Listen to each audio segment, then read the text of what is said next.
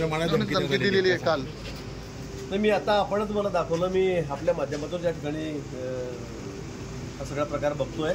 मला वाटतं अतिशय गंभीर प्रकार आहे। म्हणजे व्यासपीठावर उभं राहून माईकमधून मी रस्त्यावर गोळ्या घालून टाकेल, मला डायबिटीज शुगर आहे, BP आहे, मला काही जगण्यामध्ये फार स्वारस्याचं राहिलेलं नाही आणि मी आमदाराला गोळ्या घालून मारून टाकेल।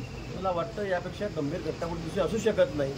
एक जबाबदार माणूस आणि त्याच्या आजूबाजूला बसलेले सगळे जबाबदार आहेत, पदाधिकारी आहेत आणि त्यांच्या समोरपासून हे टाळ्या वाजवत आहेत। मला वाटतं हा विषय अतिशय गंभीर आहे।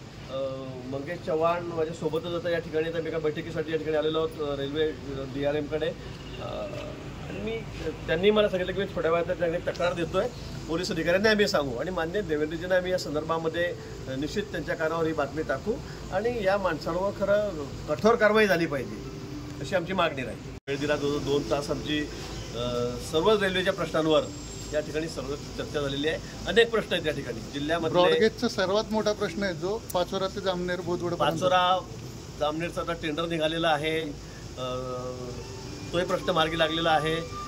काही ठिकाणी आरोबीचा प्रश्न आहे बोदवडच्या, तिथे काही पाणी साचतं तसाही प्रश्न आहे की जळगावला काही स्कायवॉक करायचे त्याचाही प्रश्न आहे।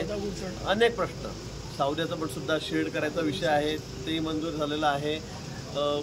जो 15-20 आणि विशेष म्हणजे भुसावळचा एक प्रश्न महत्त्वाचा आहे की भुसावळला जिथं बस स्टँड आहे ती जागा रेल्वेला लागू नये, त्याच्या समोर रस्ता क्रॉस करून रेल्वेची जागा आहे ती एक्सचेंज करायची, कारण भुसावळला सुद्धा एक सुंदर आणि अतिशय चांगलं म्हणजे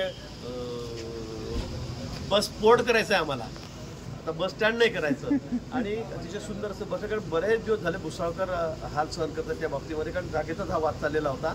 मी DRMना आता आश्वासित केलेलं आहे की एका महिन्यामध्ये सावकारी साहेबांसोबत आहे म्हणजे आम्ही एका महिन्यामध्ये त्या ठिकाणी बस स्टँडचा जो जागेचा विषय आहे म्हणजे एक्सचेंज करायची आहे तो आम्ही मार्गी लावून देऊ आणि नवीन बस स्टँड जळगावकरांसाठी लवकरच आम्ही त्या ठिकाणी देऊ।